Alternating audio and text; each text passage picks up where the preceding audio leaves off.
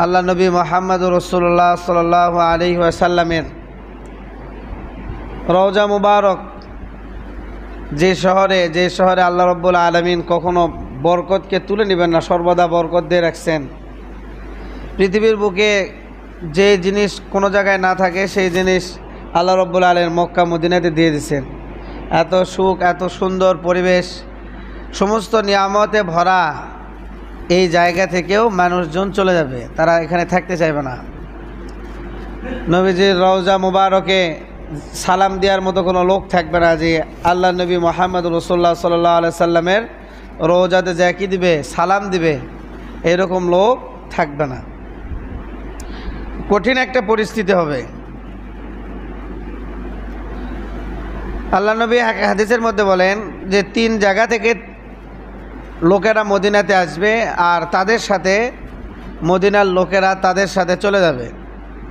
তার মধ্যে 1 নম্বর হচ্ছে ইয়ামান থেকে।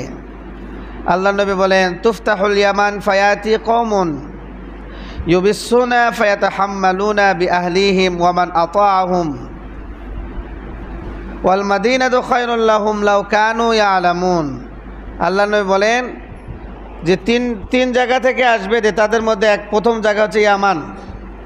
ইয়ামান থেকে কিছু কম আসবে, কিছু গোত্র। কম বলতে 1-2 জন না, অনেকজন।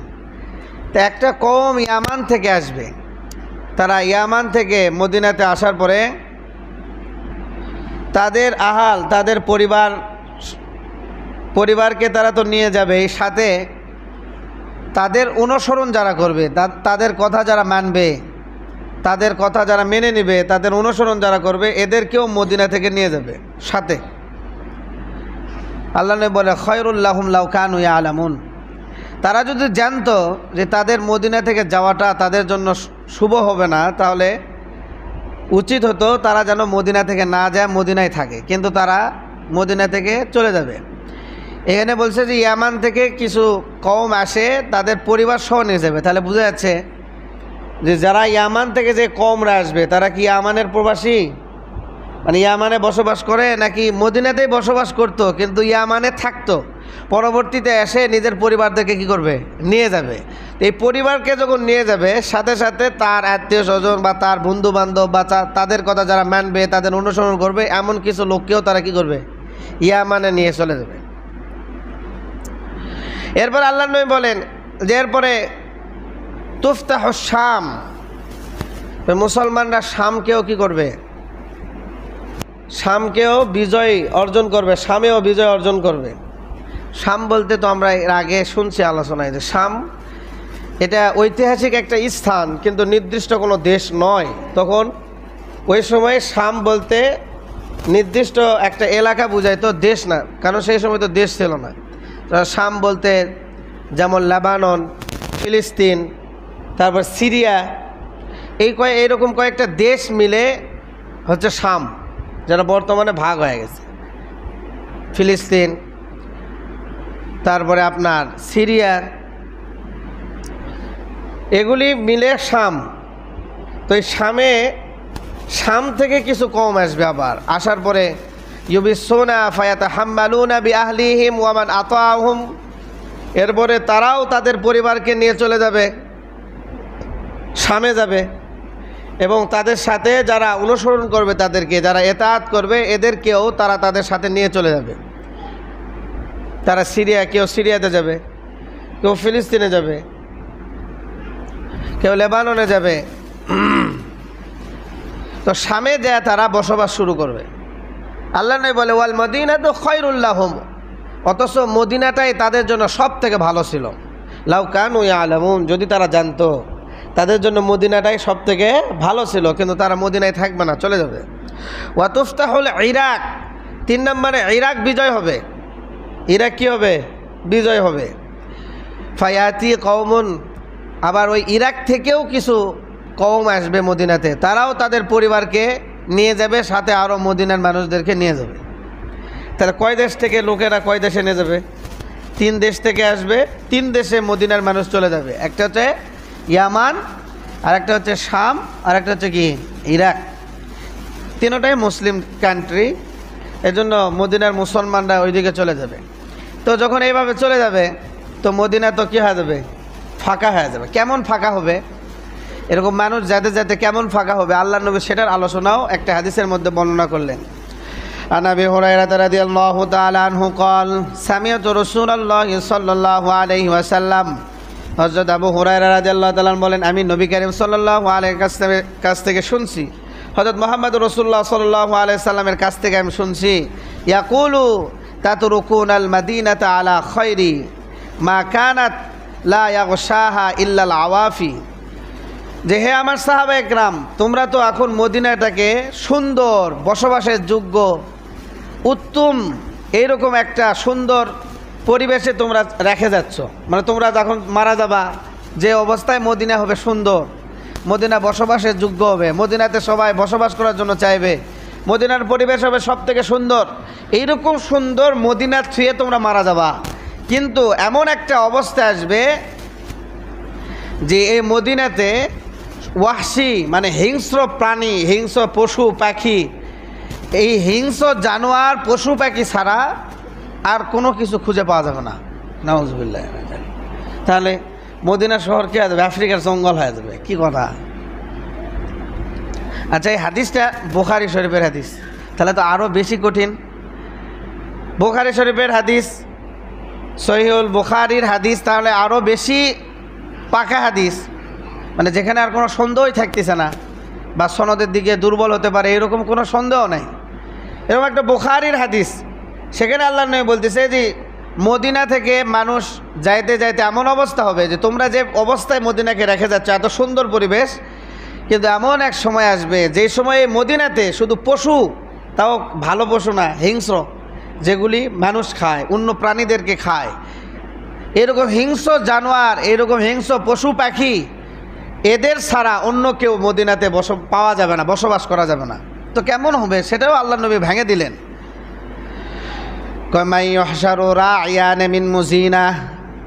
কই মুজিনা গোত্রের দুইজন ব্যক্তি মদিনাতে আসবে বকরি খোঁজার জন্য, বকরি নেওয়ার জন্য। দেখি মদিনাতে যাই তো বকরি পাওয়া যায় নাকি, ছাগল পাওয়া যায় নাকি, মদিনাতে যাই দেখি ছাগল যদি পাওয়া যায় তাহলে ছাগল নিয়ে আসবো। তাহলে মদিনাতে বসবাসকারী এইরকম মুজিনা গোত্রের দুইজন ব্যক্তি, দুইজন রাখাল, বকরি চলায় এরকম দুইজন রাখাল মদিনাতে আসবে দুইটা ছাগল নেওয়ার জন্য। আসার পরে কি দেখবে যে ওখানে তো বকরি নেই, কোনো ছাগল নেই, সব হিংস্র প্রাণীতে ভরে গেছে মদিনা, কোনো ছাগল নেই। মানে মদিনাতে কোনো ছাগল খুঁজে পাবে না বেচারা। দুইজন রাখাল আসে মদিনাতে কোনো ছাগলই খুঁজে পাবে না, কোনো ছাগল নেই, শুধু হিংস্র পশু পাখিতে ভরে গেছে, মদিনাতে কোনো ছাগল নেই। তো তারা ফিরে যাবে যে দেখ মদিনাতে আসে আর লাভ কী হলো, তাহলে আমরা চলে যাই। তো যাওয়ার সময় হাত্তা ইদা বালাগা সানিয়াতাল ওয়াদা'i খাররান আলা ওয়ুজুহিহিমা, তো তারা যখন সানিয়াতাল ওয়াদা এই স্থানে যখন পৌঁছবে ফেরার সময়, মদিনা থেকে যাওয়ার সময়, তখন তাদের চেহারা থেকে লোমগুলি পড়ে যাবে। তো তাদের চেহারা থেকে লোমগুলি পড়ে যাওয়ার উদ্দেশ্য হচ্ছে মুখে যদি দাড়ি থাকে সেই দাড়িগুলি পড়ে যাবে, সেই দাড়িগুলি কে যাবে? পড়ে যাবে। মুখে থেকে দাড়ি পড়ে যাওয়ার কারণ কি হতে পারে? মুখে থেকে দাড়ি পড়ে যাওয়ার কারণ মানে লোমগুলি পড়ে যাওয়ার কারণ হতে পারে প্রচণ্ড গরম, এত গরম, শরীরে কাপড় আছে, মুখে কি মানুষ কাপড় দিবে? আমরা চলাচল করি মুখ খোলা রাখি আর শরীরে কাপড় পরি। হতে পারে এত বেশি গরম আর এত বেশি রোদ হবে যে তারা পেরেশান হয়ে যখন মদিনা থেকে ফিরে যাবে, তো যাওয়ার সময় মুখের অবস্থা এত খারাপ হবে যে লোমগুলি আর মুখে থাকবে না, সবগুলি কী যাবে? পড়ে যাবে। গ্রীষ্মের কারণে, শুকনোতার কারণে বা গরমের কারণে ওই লোমগুলি পড়ে যাবে। অথবা হতে পারে যে কিয়ামত অতি নিকটে চলে আসবে, যার কারণে তারা আতঙ্কে ভয়ে এমন অবস্থা তাদের হয়ে যাবে যে শরীরে মাথায় আর কোনো কি থাকবে না, মুখে মাথায় আর কোনো চুল লোম থাকবে না। আল্লাহু আলাম, আল্লাহ তাআলা ভালো জানে কি কারণে তাদের চেহারা থেকে লোমগুলি পড়ে যাবে। তবে আল্লাহ নবী বলছে যে চেহারা থেকে লোম যেটা ছিল সেগুলি পড়ে যাবে যখন মদিনা থেকে তারা বের হবে, তাদের মুখে আর কোনো লোম থাকবে না। মানে এত খারাপ অবস্থা হবে মদিনার, এটা বর্ণনা বুঝাইতে চাইলেন। এত খারাপ অবস্থা হবে মদিনার যে মদিনা থেকে যাওয়ার সময় যে মুখে দাড়ি নিয়ে আসছিল এই দাড়ি ফেরত নিয়ে যেতে পারবে না, মানে সবগুলি পড়ে যাবে। হ্যাঁ, সেটা রোদের কারণে হোক বা শরীরে অসুস্থতার কারণে হোক, ওখানে যা হয়তো অসুস্থ হয়ে গেছে বা কোনো ভয়ে কোনো আতঙ্কে, যেটার কারণে হোক তাদের মুখে কোনো কি থাকবে না, লোম থাকবে না। সানিয়াতুল ওয়াদা এটা কোন জায়গা? সানিয়াতুল ওয়াদা হচ্ছে মক্কা থেকে মদিনার প্রবেশদ্বার। মক্কা থেকে মদিনার প্রবেশদ্বার পাহাড়ি পথ।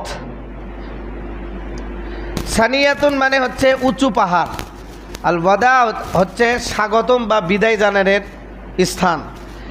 মদিনাবাসী যেই জায়গায় গিয়ে তাদের আত্মীয় স্বজনকে স্বাগতম জানাইতো, অথবা যেই জায়গায় গিয়ে মানে নিজের আত্মীয়দেরকে সফরের জন্য বিদায় জানাইতো, মানে ওটা মদিনার শেষ প্রান্ত। ওখানে যা মানুষ যদি কোনো আত্মীয় স্বজন আসে তাদেরকে স্বাগতম জানাইতো, অথবা কেউ যদি মদিনা থেকে সফরে যাইতো তাদেরকে বিদায় জানাইতো। এই জন্য ওটার নাম হচ্ছে ওয়াদা, এই জন্য ওটাকে বলে সানিয়াতুল ওয়াদা। আল্লাহ নবী মুহাম্মদ রাসূলুল্লাহ সাল্লাল্লাহু আলাইহি সাল্লাম যখন মক্কা থেকে মদিনায় হিজরত করেন তখন এই সানিয়াতুল ওয়াদা এই জায়গাতেই অতিক্রম করছেন। আর এখানেই মদিনার সমস্ত যুবক, তারপরে বয়স্ক, তারপরে আপনার ছোট ছোট বাচ্চা মেয়ে সবাই এই জায়গাতে অবস্থান করছিল। এবং এই সানিয়াতুন এই উঁচু পাহাড়ের উপরেই তারা দাঁড়িয়ে আল্লাহর নবীকে স্বাগতম জানাইছিল। তলা আল বাদরু আলাইনা মিন সানিয়াতিল ওয়াদা, এই সানিয়াতুল ওয়াদা। তলা আল বাদরু আলাইনা মিন সানিয়াতিল ওয়াদা, এই সানিয়াতুল ওয়াদা যেখানে আল্লাহর নবী যা ঢুকছে মদিনাতে। আর এখানেই মদিনাবাসী আল্লাহর নবীকে কি জানাইছে? স্বাগতম জানাইছে। তো এই সানিয়াতুল ওয়াদাতেই যখন এই লোকেরা যখন আসবে, মানে মদিনা থেকে এখন বিদায় নেবে, তখন তাদের চেহারা, তাদের শরীরের কাঠামো সবগুলো কী হয়ে যাবে? নষ্ট হয়ে যাবে, ভেঙে যাবে। আল্লাহ রাব্বুল আলামিন আমাদের সবাইকে হেফাজত করুন। তাহলে মদিনাটা এত শূন্য হবে, অথচ আমাদের ভিতরে এখনও তো মন চায় যে এই বাংলাদেশে যা সম্পদ আছে সবগুলি বেচে কিনে যদি মদিনায় কোনো একটা ফ্ল্যাট কিনে যেত তাহলে অনেক শান্তি হতো না? আমাদের সবারই আছে। কাউকে যদি অফার দেয় যে প্রতিদিন নবীজির কবর জিয়ারত করা যাবে আর মদিনায় নামাজ পড়া যাবে, এরকম একটা স্থান আছে, অফার যদি দেয়, তাহলে কি বাংলাদেশে থাকা মানে আশা আছে কারো? না ওখানে যাওয়া লাগবে? মানে সব কিছু যদি কিছু লাগবে না, সেটা তোমার খালি ভিটা বাড়ি দিলেই হবে, তো তাহলে তো আজকেই রাজি, ভিটা বাড়ি নেন। যদি নবীজির কবর জিয়ারত আমি প্রতিদিন করতে পারি আর মদিনায় যদি আমি প্রতিদিন নামাজ পড়তে পারি, এটা যদি আমার জীবনে সব কিছুর বিনিময় হয়, আমার এই সামান্য সম্পদ যদি নিয়ে হলেও হয়, তো নিয়ে নেন, আমি মদিনায় থাকতে চাই। এটা হচ্ছে আমাদের প্রত্যেক মুসলমান ইমানদার মুমিনের মনের কি আশা। কিন্তু ওই সময় কেমন হবে যে মানুষ এমনি থাকবে না, মদিনা থেকে চলে আসবে। মদিনায় শুধু পশু পাখি, হিংস্র জানোয়ার দিয়ে ভরে যাবে। এরপরে হবে কিয়ামতের সর্বশেষ আলামত। কিয়ামতের সর্বশেষ আলামত হচ্ছে আল্লাহ রাব্বুল আলামিন আগুন বের করে দিবে। কি বের করে দিবে? আগুন। এটা হচ্ছে কিয়ামতের সর্বশেষ আলামত। এরপরে কিয়ামত সংঘটিত হবে। সর্বশেষ আলামত হচ্ছে আল্লাহর নবী বলেন, মুহাম্মদ রাসূলুল্লাহ সাল্লাল্লাহু আলাইহি ওয়াসাল্লাম বলেন, ইয়ামান থেকে, ইয়ামানের একটা জায়গা আছে নাম হচ্ছে হজরে মাউত। এই হজরে মাউত জায়গা থেকে আল্লাহ রাব্বুল আলামিন সর্বপ্রথম আগুন বের করবে।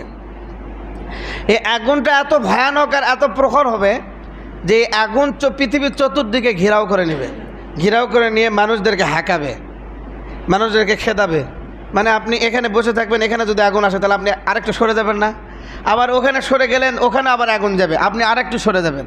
আবার ওখানে গেলেন, আবার ওখানে আগুন যাবে, আপনি আরেকটু সরে যাবেন। আপনি এখন চিন্তা করতে পারতেছেন এই সময় এটা কিভাবে সম্ভব? সারা পৃথিবী থেকে আগুনে মানুষদেরকে হাঁকাবে, এটা কীভাবে সম্ভব? অসম্ভবের কিছু। আল্লাহ রাব্বুল আলামিন যদি বরফের দেশে, যেই দেশের গাছগুলিতে বরফ পড়ে, শুকনা না কাঁচা, এরকম বরফের কাঁচা গাছে যদি দাবানল জ্বালাতে পারে, সে আল্লাহ পৃথিবীর শুকনা গাছে দাবানল জ্বালাতে পারবে না? কি গণ দেখতেছেন না? কিছুদিন আগে ইসরায়েলে হয়েছে, তারপরে আপনার তুর্কিস্তানে হয়েছে। আপনার কি হয়েছিল? দাবানল জ্বলছিল। দাবানল কি শুকনা গাছে জ্বলছে না কাঁচা গাছে? কাঁচা গাছে। আবার এই সমস্ত দেশগুলিতে বরফও পড়ে, শীতের সময় কি পড়ে? বরফ পড়ে। তুর্কিতে বরফ পড়ে। আর যেগুলি গাছ সেগুলি বরফের দেশেরই গাছ, নম্বু নম্বু গাছ, ডালপালা কম, শুধু নম্বা হয়। এইরকম বরফের দেশের কাঁচা গাছে যদি আল্লাহ রব্বুল আলামিন আগুনের দাবানল জ্বালাতে পারে, পুড়ে ছাই হয়ে গেছে, মাইলকে মাইল জায়গা, আমেরিকা শহরের মাইলকে মাইল জায়গা পুড়ে ছাই, ইসরায়েলের কিছুদিন আগে আগুন জ্বলে মাইলকে মাইল জায়গা পুড়ে ছাই, তুর্কিস্তানে মাইলকে মাইল জায়গা পুড়ে ছাই, কাঁচা গাছগুলিকে পুড়ে, যেখানে আগুন লাগতেছে সেখানে পুড়ে যাচ্ছে। ইটার ব্যারি কি আর কাঠের ব্যারি কি আর মাটির ব্যারি কি, মনে হচ্ছে যে কেউ যেন পেট্রোল ঢালে দিছে, এইরকম আগুন জ্বলতেছে। উপর থেকে পানি, নিচ থেকে পানি, চতুর্দিক থেকে পানি, কোনোভাবে আগুন নিবানো সম্ভব হচ্ছে না। যদি আল্লাহ রব্বুল আলামিন এই কাঁচা গাছে যদি এইরকম আগুন জ্বালিয়ে একটা দেশকে অচল করে দিতে পারে, সে আল্লাহ পুরা পৃথিবীতে আগুন জ্বালাতে পারবে না? পানির ভিতরেও আগুন জ্বালানোর ক্ষমতা কার আছে? আল্লাহ।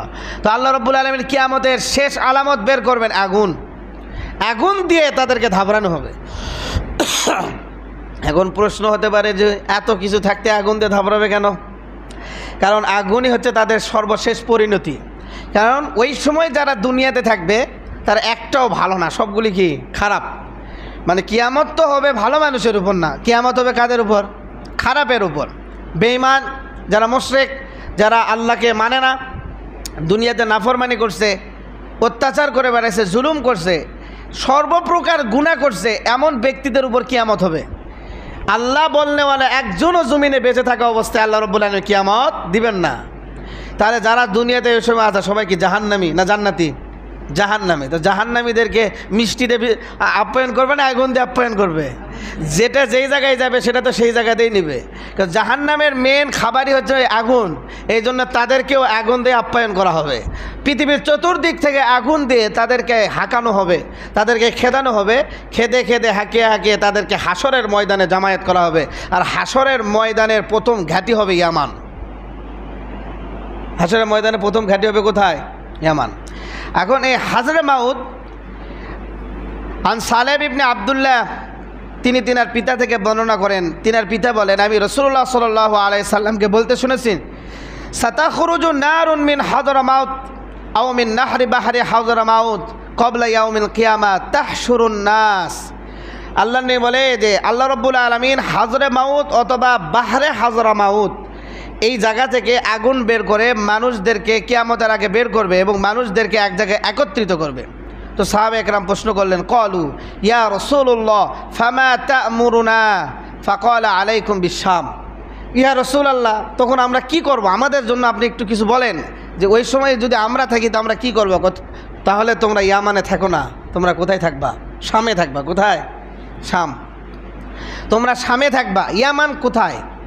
ইয়ামান হচ্ছে আরব আর মানে মধ্যপ্রাচ্য যেটাকে বলে, মধ্যপ্রাচ্যের দক্ষিণ পশ্চিমের কুনিতে। তাহলে দক্ষিণ পশ্চিমের কুনিতে আরব সাগরের পাশে যে দেশ আছে সেটাকে বলে ইয়ামান। এই জায়গাতে ইয়ামান আছে।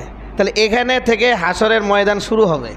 আর হাজরে মাউত হচ্ছে ওই ইয়ামান দেশের আপনার হচ্ছে আরব সাগরের সাথে ঘেঁষে লাগানো যে মানে এলাকা সেটাকে বলে হাজরে মাউত। এটা পূর্ব ইয়ামানের অবস্থিত, পূর্ব ইয়ামানের দিকে, অর্থাৎ আরব সাগরের সাথে ঘেঁষে লাগে আছে। এর রাজধানীর নাম মুকাল্লা। অর্থাৎ ইয়ামানের যেই জায়গাতে হাজরে মাউত অবস্থান, এই হাজরে মাউতের যেই রাজধানী হবে সেটার নাম কি? মুকাল্লা। বর্তমান মুকাল্লা নাম। তো এই হাজরে মাউত অথবা বাহরে হাজরে মাউত, বাহার মানে সাগর, তাহলে হাজরে মাউত তো সাগরের পাশে অবস্থিত। এই সাগরের পাশে, সাগরের পাশ থেকে আগুন বের হবে অথবা হাজরে মাউত থেকেই আগুন বের হবে, হয়ে সমস্ত মানুষদেরকে একত্রিত করে হাসরের ময়দান কায়েম করার জন্য সবাইকে হাঁকিয়ে নিয়ে যাবে। এবং তোমরা তখন কি করবা? তোমরা তখন সামনে থাকো, ইয়ামানে যান থেকো না। আর সাহাবা একরাম কেন? তো সেই সময় তো কোনো মুমিনই থাকবে না, কারণ আল্লাহ রাব্বুল আলামিন সমস্ত মুমিনদেরকে আগেই কি করবেন? তুলে নেবেন। তাহলে এইভাবে এটা হচ্ছে কিয়ামতের সর্বশেষ আলামত। এরপরে আর কোনো আলামত আসবে না, ডাইরেক্ট কিয়ামত শুরু হবে। কি হবে? কিয়ামত কাদের উপর হবে? আমরা আগেও আলোচনা শুনছি, কিয়ামত হবে খারাপ মানুষের উপর, ভালো মানুষের উপর হবে না। কারণ আল্লাহ নবী নিজেই বলছেন যে কিয়ামত যখন হবে তখন কোনো মানুষ থাকবে না, যে মানুষ থাকবে সেটা পশুর থেকেও নিকৃষ্ট। কারণ আল্লাহ তাআলার কাছে তাদের কোনো দাম নেই। আল্লাহ রাব্বুল আলামিন, আল্লাহ নবী বলেন, কামা ইউনতাকাত তামারু মিন আগফালিহি ফায়াযহাবান্না খিয়ারুকুম ওয়াল ইয়াকবায়ান্না শিরাকুম ফামুতু ইন ইসতাতাতুম। আল্লাহর নবী বলেন যে ভালো খেজুর আর খারাপ খেজুর যেরকম একটা পড়ে থাকলে সেই জায়গা থেকে আপনি কি খেজুর নেন? ভালো খেজুর নেবেন, আর খারাপ খেজুরকে আপনি ফেলে রাখবেন না। তো আল্লাহ রব্বুল আলামিন কিয়ামতের আগে ভালো মানুষদেরকে বেছে একটা একটা করে তুলে নিতে জমিনের বুকে যেগুলো পড়ে থাকবে সেগুলো সব কি? খারাপ মানুষ। কি মানুষ? খারাপ মানুষ। অনেক সময় আমরা আলু তুলি, কি তুলি? আলু তুলি না? আলু তোলার সময় যেগুলো আলু জমিতেই নষ্ট হয়ে গেছে, পচে গেছে বা কেটে গেছে বা নষ্ট হয়ে খাবার হয়েছে, সেগুলো কি কষ্ট করে ভাড়া করে নিয়ে আসবেন না, করে জমিতে ফেলে দিয়ে আসেন। আর কৃষকেরা বলে এখানেই থাক, তাও সার হবে। কি হবে? সার হবে। এই জন্য জমিতেই ফেলে দিয়ে আসে, ওগুলো নিয়ে আসে না। তো আল্লাহ রব্বুল আলামিনও যাদেরকে ভালোবাসবেন, যারা আল্লাহর সাথে সম্পর্ক রাখবে, এরকম ইমান থাকবে কিঞ্চিত পরিমাণ, এদেরকে জমিনে রাখবে না, এদেরকে তুলে নেবে। জমিনে যারা থাকবে সেগুলো সব পচা নষ্ট হয়ে গেছে, এরকম মানুষ থাকবে, এদের উপর আল্লাহ রব্বুল আলামিন হাল চালাবে। কি চালাবে? হাল চালা পুরো পৃথিবী কী করবেন? সমান করে দিবে। যে জমিনের ভিতরে ট্রাক্টর দিয়ে হাল চালায় মাটি যেরকম উলট পালট হয়, কিয়ামতটাও উলট পালট হবে। কিয়ামত কি যাবে? উলট পালট। জমিন উগলে দিবে, আসমান ভেঙে পড়বে, চন্দ্র ভেঙে পড়বে, সূর্য ভেঙে পড়বে, পাহাড়গুলি তুলির মতো উড়ে যাবে, মানে সব কিছু তছনছ করে হাল চাষ করবে আল্লাহ তাআলা। হাল চাষ করে পুরো জমিনটাকে সমান করে দিবে। যেখানে জমিনের ভিতর উঁচা নিচু থাকলে যে এরকম হাল চাষ করে সমান হয়, হাসরের ময়দান উঁচা নিচু হবে না, হাসরের ময়দান হবে সমান। এই জন্য পাহাড় পর্বত উঁচু নিচু যা কিছু আছে সব কিছুকে আল্লাহ তাআলা কিয়ামতের এই মানে উলট পালটের মাধ্যমে সব কিছুকে সমান করবে। একটা গামলাতে আপনি যদি আটা নেন, এই আটা যদি উঁচা থাকে, সেটাকে যদি একটু নরান, তাহলে আটা সমান হয়ে যাবে না? তো আল্লাহ রব্বুল আলামিন এইরকম নরানি দিবে, এইরকম ঝোঁকানি দিবে যে যত উঁচু ঢিবি, যত নিচু সব কিছু সমান হয়ে যাবে। আর এই সমান জায়গাতেই হাসর হবে। এই সমান জায়গাতে কি হবে? হাসর হবে। তাহলে এই কিয়ামত করার উদ্দেশ্য পৃথিবীকে কি করা? হাল চাষ করে সমান করা। কারণ পৃথিবীতে তো একটা দুইজন মানুষের বিচার হবে না, কোটি কোটি বিলিয়ন বিলিয়ন মানুষের হিসাব হবে। আর সবাইকে জায়গা দেওয়া লাগবে না? আল্লাহ তাআলা সবাইকে তো জায়গা দিতে হবে, সবার তো বসার জায়গা লাগবে। এখন একটা মুছে, একটা নিচে, একটা নীল, একটা গর্ত, তাহলে কেমন একটা বিশৃঙ্খলা। এই ধরনের সব সমান, একেবারে খোলা মাঠে সমান। এই সমান করার জন্য আল্লাহ রব্বুল আলামিন এই কিয়ামত দিয়ে পুরা পৃথিবী থেকে আলগা দিয়ে সব কিছুকে সমান করে দেবে। তাহলে মানুষের উপর যে কিয়ামত হবে তারা সবাই কি? নিকৃষ্ট। লা তাকুমুস সাআতু ইল্লা আলা শারারিন নাস। যে আল্লাহ নবী বলে যে কিয়ামত হবে না, যদি হয় তাহলে কাদের উপর হবে? খারাপ মানুষের উপর হবে। খারাপ মানুষের উপর কিয়ামত হবে। আরেকটা হাদিসে আল্লাহ নবী বলেন, আন আব্দুল্লাহ ইবনে মাসউদ রাদিয়াল্লাহু তাআলা আনহু, তিনি বলেন রাসূলুল্লাহ সাল্লাল্লাহু আলাইহি ওয়াসাল্লাম থেকে আমি শুনেছি, ইন্না মিন শিরারিন নাসি মান তাদরিকুহুমুস সাআ ওয়াহুম আহিয়াউন ওয়ামান ইয়াত্তাখিযুল কুবুর মাসাজিদ। কয় যে পৃথিবীর বুকে দুই রকমের নিকৃষ্ট মানুষ। এক নম্বর নিকৃষ্ট মানুষ তারা, এদের চেয়ে নিকৃষ্ট আর খারাপ কোনো মানুষ হতে পারে না। তারা যাদের উপর কিয়ামত হবে, যাদের উপর কী হবে? কিয়ামত হবে। এদের চেয়ে নিকৃষ্ট মানুষ আর কেউ পৃথিবীর বুকে নাই। এরা হচ্ছে সব থেকে নিকৃষ্ট মানুষ, যাদের উপর কিয়ামত সংঘটিত হবে। আল্লাহ রাব্বুল আলামিন আমাদের সবাইকে হেফাজত করে, সবাই না আমিন। তাহলে পৃথিবীর বুকে সব থেকে নিকৃষ্ট মানুষ কারা? যাদের উপর কিয়ামত সংঘটিত হবে। 2 নম্বর, এবং পৃথিবীর বুকে আরেকটা নিকৃষ্ট মানুষ আছে, যারা কবরকে ইবাদতখানা বানাবে। কবরকে কি বানাবে? ইবাদতখানা বানাবে। তা আল্লাহ নবী এমন মানুষের সাথে এমন মানুষের তুলনা দিছে যে পৃথিবীর সব থেকে নিকৃষ্ট মানুষ, যাদের উপর কিয়ামত সংঘটিত হবে, তাদের কাছে ইমানের কোনো চিহ্নই থাকবে না। ইমানের কি থাকবে না? কোনো চিহ্নই থাকবে না, তাদের উপর কিয়ামত হবে। আর পৃথিবীর বুকে কিয়ামতের আগে সব থেকে নিকৃষ্ট মানুষ তারা, যারা কবরকে ইবাদতখানা বানাবে। কবরকে কি বানাবে?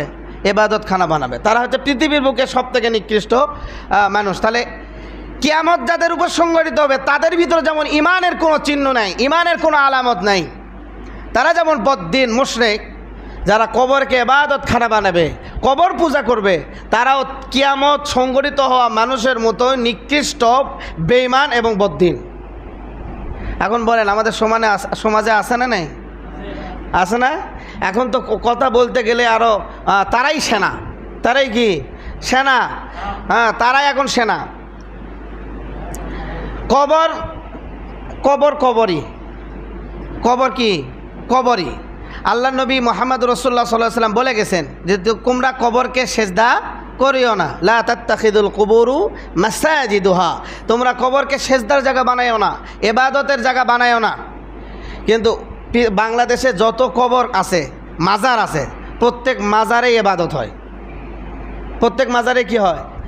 মাজার আছে বিদায় সেখানে মসজিদ করছে। বলেন কি আছে বিদায়? মাজার আছে বিদায় মসজিদ করছে। কেন? মানুষ মাজারে আসে জিয়ারত করবে, তারপর টাকা পয়সা দিয়ে এখানে নামাজ পড়বে।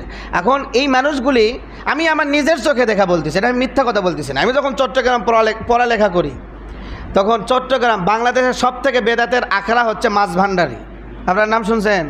চট্টগ্রামের নানুপুরে অবস্থিত মাছ ভান্ডারী।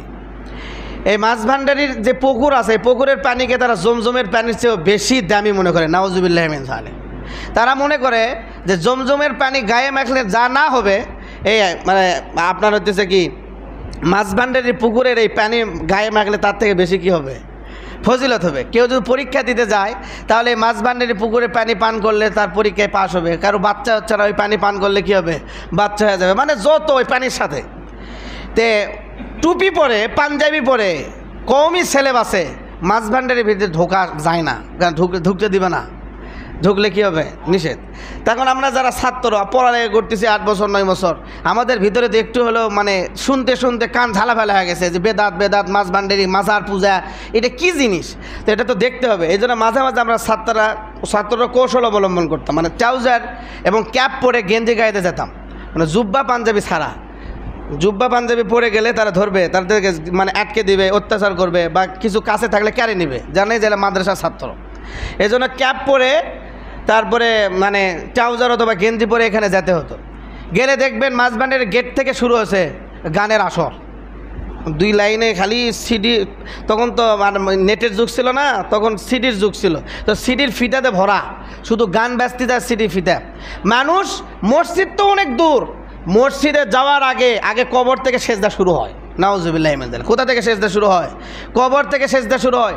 একজন মুসলমান মসজিদকে যা সম্মান করে না, তার থেকে বেশি, 1000 গুণ বেশি সম্মান করে মাছ ভান্ডারের ওই মাজারকে। নিম্নে 20 থেকে 30 হাত দূরে থেকে জুতা খোলে। আচ্ছা, কি কবরে কি জুতা পরে গেলেই কি আর জুতা পায়ে দিয়ে গেলে কি কোনো ফজিলত আছে? কেউ পৃথিবীর কোনো আলেম দেখাতে পারবে যে কবরে জুতা পরে গেলে কবিরা গুনাহ, আর জুতা খুঁড়ে গেলে নেকি হবে? কবরই, হ্যাঁ সম্মান করতে হবে, কিন্তু কেউ যদি জুতা পরে যায় তার যে অপরাধ হবে তা না। আমরা অনেক সময় মাটি দেই, মাটি দেওয়ার সময় জুতা 10 হাত খুলে তুই, এটাও কিন্তু একটা মানে বেদাতের কাছাকাছি যাবে। মানে মানুষের কুধারণা, মনে করে যে জুতা পায়ে দিয়ে গেলে মানে কি হয়, অথচ ওখানে কাদো, পোকামাকড় থাকতে পারে, কাঁটা থাকতে পারে, আপনার পায়ে ফুটতে পারে। তা আপনার উচিত জুতা পরেই যে মাটি দেওয়া। এখানে তো অন্য কোনো ফজিলত নেই যে আপনি যদি মাটি দিতে যান, জুতা খুলে গেলে মাটি দেওয়া হবে, আর জুতা না খুলে গেলে মাটি দেওয়াই হবে না, গুনাহ হবে। এইরকম কিঞ্চিত পরিমাণ কোনো কিতাবের আগা মাথাতেও লেখা নেই। তো মাঝে মাঝে আমি অনেক জায়গায় যা জুতা পরে যাই, যেগুলোতে চিনে হয়তো, এই জন্য যায় যে যেন মানুষ প্রশ্ন করে যে হুজুর আপনি কেন জুতা পরে গেলেন। আবার কিছু কিছু জায়গায় যায় জুতা পরেই না, কারণ যেখানে দেখি ফেতনার আশঙ্কা বেশি, না হলে মারামারি শুরু করে দেবে। হুজুর আপনি মাটি দিয়ে দরকার নেই, আপনি কেমন বেদব, আপনি জুতা পরে মাটি দিবে যাচ্ছি। কথা বুঝেন নাই? এটা আমরা কবরকে এত বেশি মনে করি ওটা কি মানে নবীজির রোজার থেকেও বেশি দামি ওদের কাছে। ওখানে বছরে আপনার গেলাপ দেয়, যে গেলাপ, এই গেলাপের মধ্যে তারা 1000 লাখ লাখ টাকা খরচ করে। আচ্ছা বলেন তো, কবরের ওই উপরে গেলাপ দেওয়ার কি দরকার? আমি ওই দিকে আলোচনা করতে যাচ্ছি না। আমার কথা হচ্ছে আল্লাহ নবী বলছে কবর জিয়ারত করেন, আপনি কবর জিয়ারত করেন, ঠিক আছে, কিন্তু কবরকে ঘিরাও করে এইরকম আয়োজন করা, ওখানে দোকানপাট কেন করার দরকার? ওখানে মসজিদের কেন দরকার? ওখানে পুকুরের কেন দরকার? ওখানে আবার খাবার রান্না করার কি দরকার? কই যে না, আমরা কবরে যারা মাজারে টেকা দেয় তাদেরকে দিয়ে মানুষদেরকে খাওয়ায়। তো মানুষদেরকে খাওয়ানোর আর জায়গা নেই, যে খাওয়ানোর জায়গা নেই। আপনি বৃদ্ধাশ্রমে সে টাকা দান করেন, আপনি এলাকায় যারা গরিব আছে তাদেরকে টাকা দেন। আপনাকে মাজারেই কেন খাওয়াতে হবে? মাজারেই কেন মেলা বসাতে হবে? মাজারেই কেন অনুষ্ঠান করতে হবে? তাহলে বোঝা গেল এটা মাজার কেন্দ্রিক অনুষ্ঠান, এটা মাজার কেন্দ্রিক আলোচনা, এটা মাজার কেন্দ্রিক ইবাদত, আর এটাই হচ্ছে ইসলামে হারাম। এটার কথাই আল্লাহ নবী বলছে, যারা মাজারকে, কবরকে ইবাদতের জায়গা বানাবে, কবরকে যারা ইবাদতের পুঁজি বানাবে, তারা হচ্ছে পৃথিবীর বুকে সব থেকে নিকৃষ্ট। কিয়ামত যাদের উপর হবে তারা যেমন নিকৃষ্ট, জমিনের বুকে যারা ইসলাম নিয়ে এখন মাথায় পাকড়ি দিয়ে জুব্বা পরে যারা মাজার পূজা করতেছে, এরাও বর্তমান দেওয়ার সময় সব থেকে নিকৃষ্ট। এই জন্য খবরদার, আমি তো বলি মাজারে টাকা দেওয়া যায় না, সবাই বলেন মাজারে টাকা দান করা যায় না, হারাম। বলেন কি মাজারে টাকা দেওয়া কি হারাম? আপনি টাকা কেন মাজারে দিবেন? একজন সেদিন দেখলাম এক মুফতি সাহেব ফতোয়া দিচ্ছে, মাজারে কেন টাকা দেওয়া যাবে না কেন? মাজারে টাকা দিলে কি কারণ হয়? আমার মাজারে টাকা দিবেন না কেন? আমাদের এখানে ডেক্সি খিচুড়ি রান্না হয়, এগুলো খিলানো হয়, এগুলো টাকা দেয়। আচ্ছা, টাকা দিয়ে ডেক্সি খিলানো লাগবে, ওই টাকা যদি আমি ফকিরকে দেয় হবে না? হবে না? মাজারে কেন দিতে হবে? আর সেই জায়গায় যারা খায় তারা কি সব ভালো মানুষ? আজকে বর্তমান বাংলাদেশে যেরকম পাগল আর ছাগলতে ভরে গেছে, এইরকম অন্য বিশ্বে এত পাগল ছাগল নেই। কালকে এক ভিডিওতে একজন বক্তব্য দিচ্ছে যে মাজার থেকে মানে গাঁজা টাজা তুলে দিতে বলছে সরকার। উনি এখন বক্তব্য দিচ্ছে যে যদি মাজারে গাঁজাই না থাকে তাহলে মাজারে কোনো লোকই থাকবে না। তাহলে তাদেরও বিশ্বাস যে মাজারটাকে তারা গাঁজা খাওয়ার কেন্দ্রই বানাচ্ছে।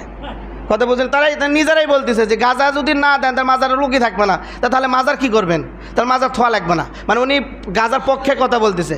তার মানে তাদেরও বিশ্বাস যে আমরা গাঁজা এই জন্যেই মাজারে আসি, গাঁজা খাওয়ার জন্যই। তাহলে এই যে গাঁজা খাওয়ার আখড়াগুলি মাজারে নির্মাণ করা হয়েছে, আপনারা মাজারে দান করা বন্ধ করে দেন, মাস্তানে খিচড়ি পোলা দেওয়া বন্ধ করে দেন, মাস্তারে আর কোনো ফকির থাকবে না। গুনাহগার তো আপনারা। বাচ্চা হলেও খিচুড়ি, পেশাব করলেও খিচুড়ি, হাগা ভালো হলেও খিচুড়ি, মুখত ভাত দিলেও খিচুড়ি। মানে কি, যদি বাচ্চা কোনো 10 মাস ধরে মনে করেন বায়ু ছাড়ে নাই, কিন্তু একদিন হঠাৎ করে মায়ের শুনছে আজকে বায়ু ছাড়িছে, ওটার জন্য মাস্তান খিচুড়ি দেওয়া লাগবে। এটা হচ্ছে আমাদের অভ্যাস। আর এই খিচুড়ি খেয়ে খেয়ে সারাদিন কাজ নাই, ওটি গাঁজা খায়, মদ খায়, হিরোইন খায়, নামাজ নাই, কালাম নাই, 10 হাত দূরে থেকে নাকে গন্ধ আসে, দুর্গন্ধ, নাকে দুর্গন্ধ আসে, জীবনে ফরজ গোসল করে না। এইরকম একটা পরিবেশে তারা ওখানে আসে। তাদেরকে কে খাওয়াইতেছে? আপনারা না? কে খাওয়াইতেছে? পোলালে যায় ওখানে, কাকে খায়? কই না না, তারা আল্লাহর অলি। অলির সার্টিফিকেট আল্লাহর নবী দিয়ে যায় নাই, পাগলও অলি বানাইছে। অলি আপনাকে চিনাতে হবে, ওরা আল্লাহর অলি। আর যারা মসজিদে তারপরে সুন্দর পরিবেশে আছে তারা সব বদ্দিন। আল্লাহর যদি পাগল হয় অলি হলো নি, তারা আল্লাহর নবী জীবনে মোষ ছোট করলো না হেনি, তাহলে মোষ রেখেই দিল নি যে আমাকে পাগল বলো সবাই, আমি আল্লাহর অলি। কি বলেন? আল্লাহ নবী কি বলছে? মোষ বড় রাখো না, কাটতে বলছে। হাতের লোক কাটতে বলে নাই, পায়ের লোক কাটতে বলে নাই, সুন্দর পরিষ্কার কাপড় পরতে বলে নাই, জুমার দিনে পরিষ্কার আতর ব্যবহার করে সুন্দর কাপড় পরে আসতে বলে নাই। তাহলে নোংরামি তো আল্লাহ নবীও থাকতেন। কারণ যদি আল্লাহর অলি হতে হলে যদি মোষ বড় থোয়া লাগে, তারপরে যে গলাতে তালা ঝুলাতে হয়, কাপড় পরিষ্কার না করতে হয়, গোসল করতে না করতে হয়, তাহলে তো আল্লাহ নবী জীবনে করতেন না। তাহলে বুঝা গেল, বাংলাদেশকে যদি নেশাগ্রস্ত থেকে বাঁচাতে চান তাহলে আগে মাজারগুলিকে শেষ করতে হবে। বাংলাদেশের কোনো জায়গায় মাজার থোয়া যাবে না। একটা মাজারেও, কোনো মাজারে গাঁজা ছাড়া নেই। আইনের লোকেরা যদি তালাশ করে দেয়, অধিকাংশকে 100-র মধ্যে 99টা মাজারে গাঁজা পাবে। এটা গাজারি আখড়া, এখানে কোনো ইবাদত নেই। আল্লাহর নবী বলে নাই তোমরা মাজারে যা বসে থাকো। আল্লাহর নবী বলছে মসজিদে সময় দাও, মসজিদে আসো, মসজিদ হচ্ছে ইবাদতের জায়গা। যদি বলতো তাহলে আল্লাহর নবী তো বলে দিতেন যে পৃথিবীর বুকে সব থেকে শ্রেষ্ঠ জায়গা মাজার। তাই বলছে আল্লাহ নবী। কি বলছে? পৃথিবীর বুকে সব থেকে আহাব্বুল বিলাদি ইলাল্লাহি মাসাজিদুহা, যে সব থেকে শ্রেষ্ঠ জায়গা কি? মসজিদ। তা আপনি শ্রেষ্ঠ জায়গায় না থাকে সারাদিন মাজারে কি করেন? সারাদিন মাজারে কি বসেন? আমি খাদিম। কার খাদিম? যে মরে গেছে তারই খাদিম। আমি বাবার খাদিম। বাবা তো কবরের ভিতরে, তার কি খাদিমগিরি করবে, কি খেদমত করবে? এলা সব ভণ্ডামি, এলা ইসলামের নামে ভণ্ডামি আর শয়তানি। যেই জন্য আল্লাহ নবী আগেই 1400 বছর আগে হাদিস বলে দিয়ে গেছে যে খবরদার, কিয়ামত যাদের উপর সংগঠিত হবে এরা পৃথিবীর বুকে যাব নিকৃষ্ট, যারা দুনিয়াতে থাকে মাজার পূজারি হবে, মাজার কেন্দ্রিক অনুষ্ঠান করবে, মাজারে দিন কাটাবে, বাপ মায়ের খোঁজ নেয়, গরু ছাগল নেই, মাজারে যাবে। এরাও পৃথিবীর বুকে সব থেকে বেশি কি নিকৃষ্ট। আমি তো মানে এই কয়েক বছরে আপনাদের থেকে অনেকবার ওয়াদা নিছি যেন জীবনে মাস্তান না যান, কিন্তু মাঝে মাঝে মসজিদে আসে দেখি যে মানুষ নাই, জিজ্ঞেস করলে কয় হুজুর আজকে মাস্তানে গেছে। তাহলে কোন আমার ওয়াজ করে কি আর মসজিদ নামাজ পড়ে কি কোনো লাভ আছে? আমি যতদিন মাস্তান যাতে নিষেধ করছি তারপরে অনেকবার মসজিদে আসে দেখে লোক নাই, জিজ্ঞেস করি তো কয় যে সবাই মাস্তান গেছে। তাহলে আমার এই মসজিদের মেহরাবে বলা আর না বলা সমান না? সমানই তো। এই জন্য ওয়াদা করেন যে মাস্তানে আর জীবনে যাব না, পোলা জীবনে কি দিব না, খাবো না। এলো মাজারের পোলা খাওয়াও হারাম। কারণ কি জন্য মেহনত করছে আপনি তো জানেন না। যদি কবরের জন্য মেহনত করে থাকে তাহলে সেটা হারাম। কারণ মেহনত কার জন্য করতে হয়? আল্লাহর জন্য। আপনি কি তার নিয়ত দেখছেন? ভিতরে খুঁজে আসছেন? আর মহিলাকে তো নিয়তেরই ঠিক নেই। ওরা কখন কোন নিয়তে মেহনত করে সেটা আল্লাহ ছাড়া কেউ জানে না। এই জন্য ওই জায়গাতে খাওয়াও যাবে না। এই জন্য আপনাদের কাছে হাত জোর করি, আর জীবনে রাস্তান যাবে কবর জিয়ারত করবে। আল্লাহর ওলি আমরা কবর জিয়ারত করি, কিন্তু আল্লাহর ওলির কবর জিয়ারত করতে তো নিষেধ নেই, কিন্তু মেহনত মানা, পোলা আন্দা, ওখানে পোলা নিয়ে যাওয়া, খাওয়া দাওয়া বা এই সে হাবি যাবি, এগুলি অনুষ্ঠান থেকে বিরত থাকবেন তো সবাই ইনশাআল্লাহ। হ্যাঁ, সদকা করবেন, বেশি বেশি সদকা করবেন। গরিব আপনার পাশের বাড়ির লোক ভাত পায় না, আপনি পোলালে যা মাস্টার ফকিরও খিলাচ্ছেন, এটা হলো? পাশের বাড়ির লোক ভাত দেন, আখি চাউল দেন, এই অসুস্থ রোগে পড়ে আছে, ওষুধ খাওয়ার টাকা নেই, একে টাকা দেন। মাস্তানের ফকিরের দায়িত্ব আপনাকে আল্লাহ তালা দেয়নি। আপনাকে আল্লাহ তালা দায়িত্ব দিয়েছে আপনার পাশের বাড়ির লোকের চিকিৎসার জন্য, মাস্তানে যা টাকা দেওয়ার জন্য না। মাস্তানি এলাকা যারা থাকে তারা তাদের এলাকার ফকিরক দেখবে। আপনার বাড়ির ফকির 10 দিন আছে ঘুরে যায়, 1 মুঠ চাউল দেওয়ার সক্ষম থাকে না, খালি ফেরত দেন, যায় নাই, আবার ওই টাকা জোগাড় করে মাস্তান যা ফকিরক টাকা দিবে, তাহলে বাটপারি নাই, এটা শয়তানি। আল্লাহ তালা আমাদের সবাইকে হেফাজত, সবাই আমিন। ওয়া আখিরু দাওয়ানা আলহামদুলিল্লাহ।